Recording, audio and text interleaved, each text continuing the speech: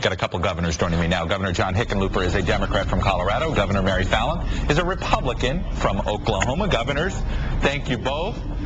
Governor Fallin, let me start with you when it comes to No Child Left Behind.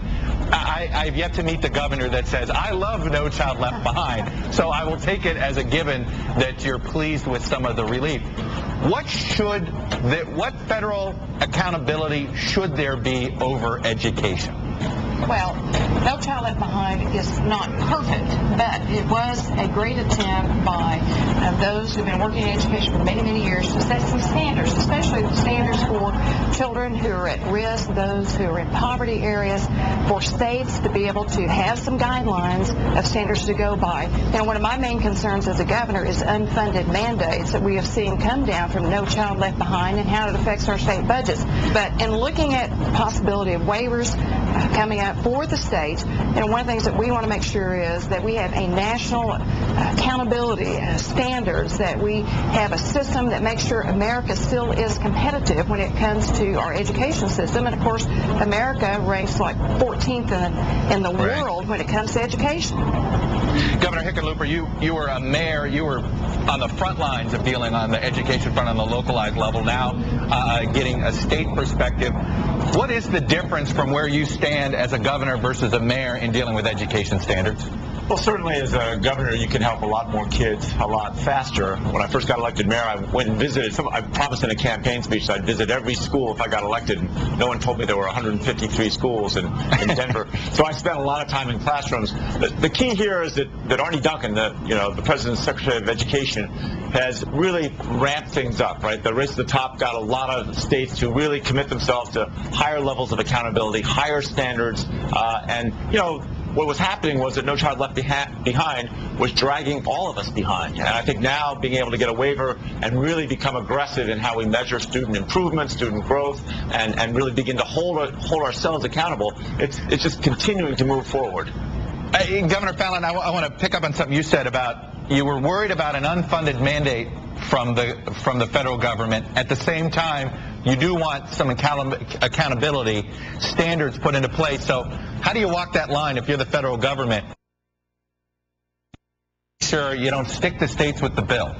Give us some flexibility. That's one of the things that we think we could look at with some possibilities of waivers, is flexibility in how we spend some of our title money that comes down to the states. One of the areas I was talking about that was unfunded was the IDEA funding that comes down. We only get 36% of the money that we need to fund that particular program, and so the state has to pick up the rest of the cost. And of course, there are areas of flexibility we'd like to see, like in the growth model, to be able to measure a child from the start of the school year, throughout the school year, to the end of the school year, instead of using an annual, yearly testing system to where we just know how a child performs at the end of the school grade versus modeling them and watching how they're progressing throughout the school year. And so we'd like to be able to have more flexibility with the growth model in our state and how we measure our children and have accountability.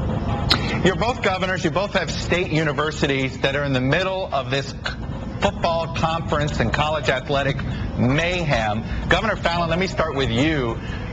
Do you feel as if you should have more of a say of what's going on here with Oklahoma and Oklahoma State and what they're trying to do, and what they're trying? I know on one hand it's amusing, but on the other hand, there's a lot of state tax money that goes to these institutions, so you should have some say. Well, we're very proud of our football teams in Oklahoma. We had a great weekend this weekend, yes, Governor.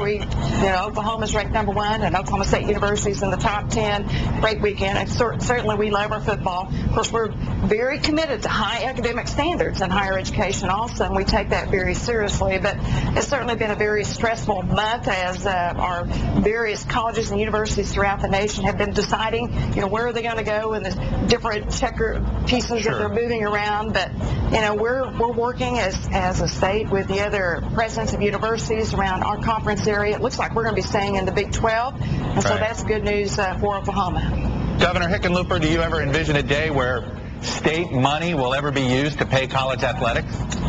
No, I can't imagine that. I think that right now, athletics, the question is whether we use some of that money that pours in through football and some of the other programs for academics. I mean, why aren't we doing a better job of training teachers, right? We're talking about No Child Left Behind. Our universities, like every university, I don't think we've done as good a job as we need to making sure that the teachers are prepared to be great classroom instructors.